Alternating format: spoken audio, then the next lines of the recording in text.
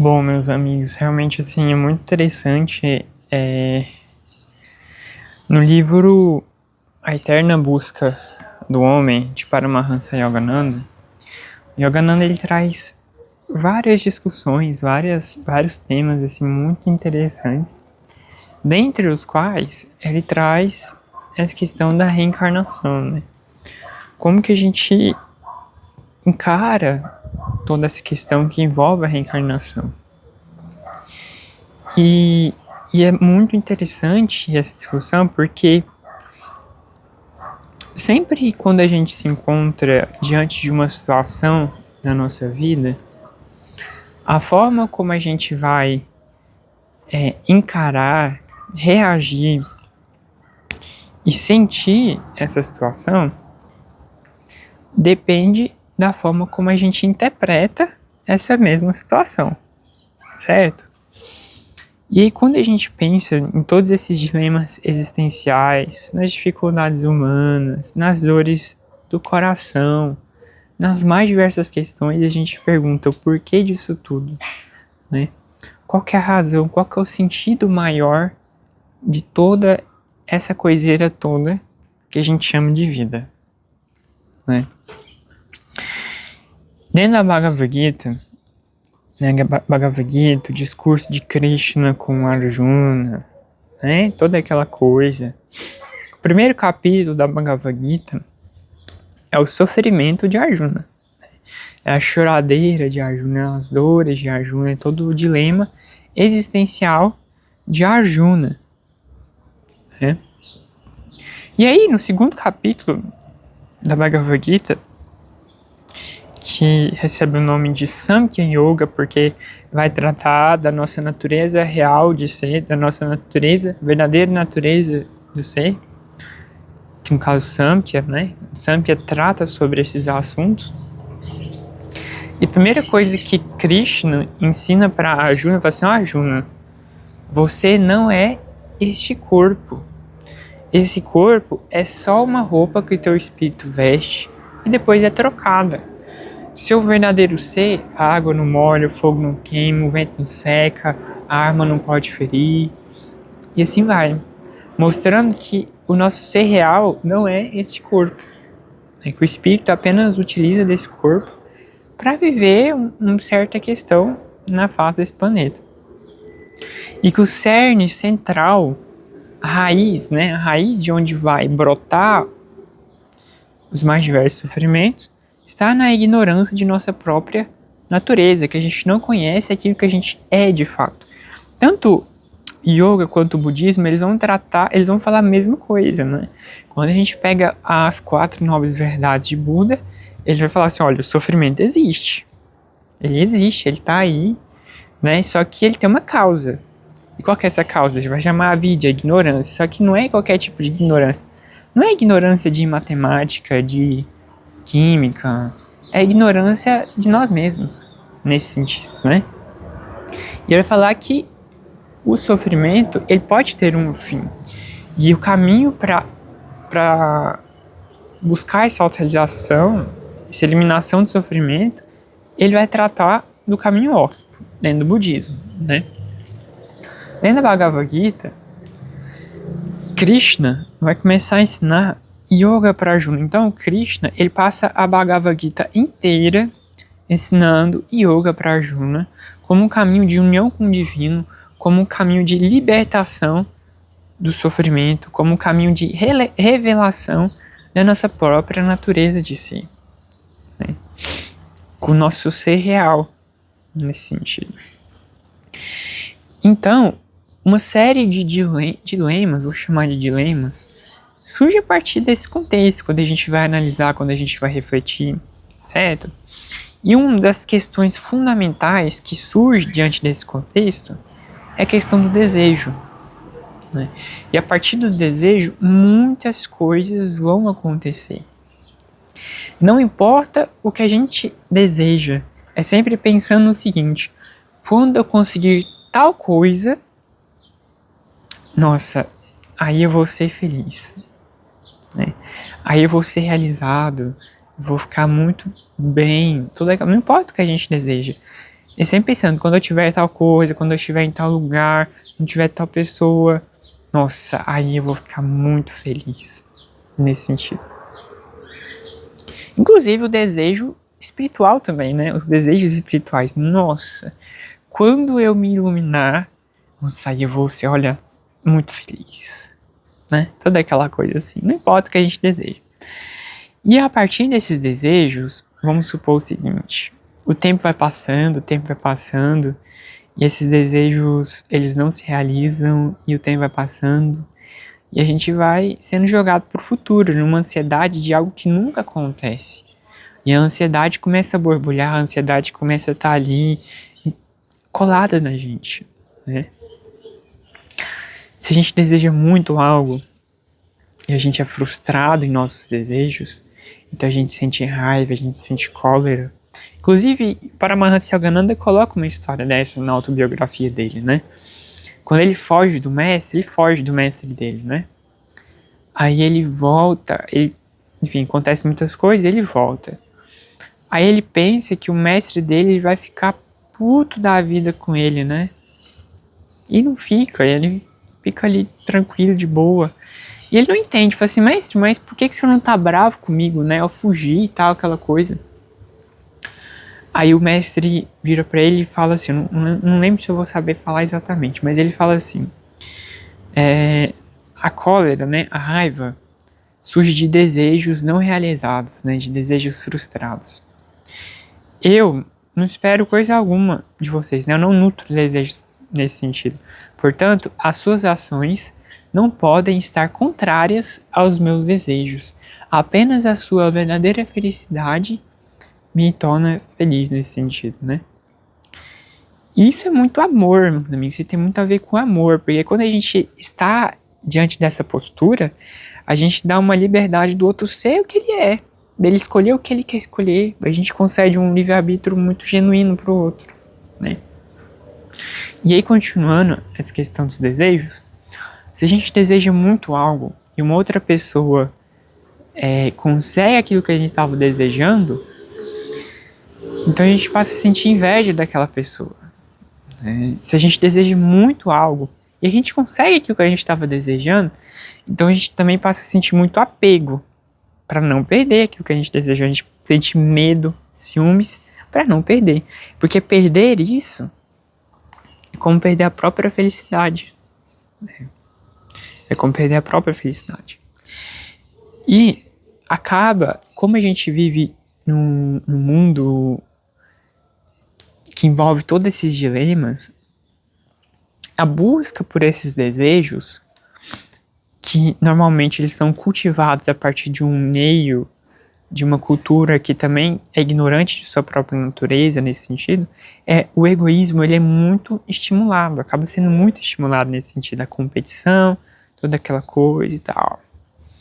Então, tem até uma história de um mestre e um discípulo que eles estavam meditando e na frente deles tinha uma grande montanha, né? Dessa montanha descia um riacho. E aí o mestre virou pro discípulo e falou assim, meu filho, a arte da supervida é como esse riacho que desce a montanha, né? E aí o discípulo não entendeu muito bem, falou assim, mestre, mas como assim é como esse riacho que desce a montanha? Ele falou assim, meu filho, quando a gente nasce, a gente é ignorante de nós mesmos, as pessoas falam pra gente, olha, a realização, a felicidade, tá lá, no alto da montanha. E a gente acredita. Então, todas as pessoas passam a buscar o alto da montanha, estar no mundo, estar acima de todos, estar no topo. E a gente acredita. Só que o alto da montanha é um lugar de poucos, são poucas pessoas que vão conseguir chegar lá. E aquelas poucas pessoas que conseguirem chegar no alto da montanha, elas vão ter um grande aprendizado. Elas vão descobrir que no alto da montanha a vida não cresce, né? Que não existe vida no alto da montanha. E que no alto da montanha elas estarão sozinhas, sem vida, solitárias. Então nesse momento elas vão ter um grande aprendizado, elas vão olhar para o riacho e perceber que o riacho sempre escolhe os lugares mais baixos para fluir, para estar. E toda a vida cresce ao redor do riacho, né? Toda a vida vai até o riacho para se nutrir. Então é uma postura muito diferente. Mas, quando a gente pensa, olha, essa é a única vida que existe. Morreu, acabou. Morreu, deixou de existir. Que tipo de tendência que isso pode gerar em nós, né? Se a gente se encontra diante dessa ignorância de nós mesmos, nesse sentido, achando que morreu, deixou de existir, com desejos infinitos cultivados dentro de nós, e a gente se encontra diante de qualquer situação que seja, em que a gente se sente preso a ela e com aparentemente sem solução, que não há solução para aquele problema que a gente está vivenciando. E a gente olha para o nosso futuro e percebe, nossa, olha, também não tem solução. A gente sente isso. Tipos de tendência isso pode causar, né? Uma pessoa assim pode começar a ter ideação suicida. Ela olha pro futuro, não tem solução. Ela olha pro presente, também não tem solução. Eu tô presa a isso, vai ser sempre assim, vou continuar assim. Melhor morrer antes, pensa a pessoa. Então essa pessoa começa a ter muita ideação suicida, porque a vida deixa de fazer sentido. O futuro deixa de ter passa a ter uma desesperança muito grande em relação ao futuro, né? Além disso, quando a gente pensa através dessa perspectiva, olha, morreu, acabou, né, toda aquela coisa, diante de todos esses desejos que também são cultivados em nós, a gente pensa, olha, eu quero ser feliz, né, eu quero ter tal coisa, buscar tal coisa, porque, olha, viver nessa desgraça toda aqui tá complicado. E a gente pensa, olha, já que o outro morreu, vai deixar de existir mesmo, eu vou deixar de existir mesmo, então não tem problema, né, passar o outro pra trás, matar o outro, que a gente vai deixar de existir mesmo, então assim, que não tem problema, né? Então muitas pessoas também pensam assim, e isso acaba cultivando um egoísmo, uma maldade interna muito grande dentro das pessoas também, né? A pessoa deixa de ter empatia, seja com o outro ou com os animais, com a natureza, né? Porque que custa explorar a natureza a todo custo para conseguir dinheiro, poder, tudo mais, se eu vou deixar de existir mesmo, então assim, foda-se, né? Pode explorar à vontade, não tem problema. Então, meus amigos, muitas tendências de comportamento, de pensamento, de reação são geradas a partir da forma como a gente encara a nós mesmos, a nossa vida e o outro, né? Como eu discorri para vocês aqui. Por isso que dentro da Bhagavad Gita, a primeira coisa que Krishna ensina para Arjuna é isso. Olha, Arjuna, você não é esse corpo. Você é espírito. Esse corpo é só uma roupa que o teu espírito veste.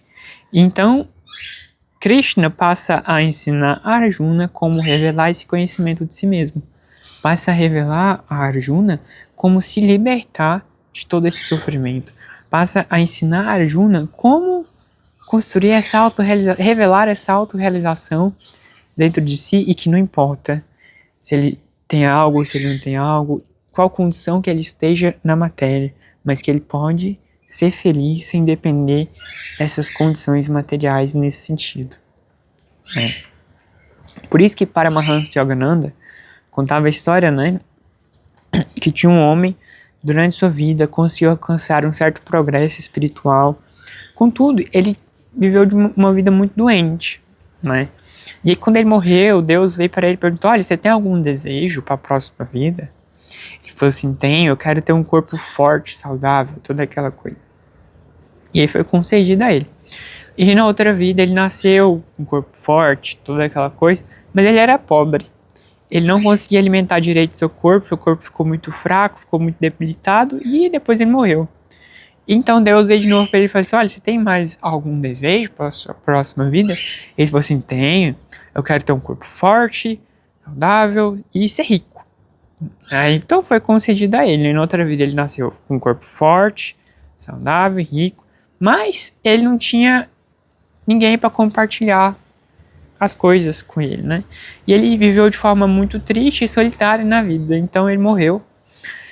Aí Deus veio de novo pra ele: você tem mais algum desejo, né? Toda aquela coisa e tal. Ele falou assim: tenho. Na próxima vida eu quero ter um corpo forte, saudável, ser rico e ter alguém comigo. Então foi concedido a ele.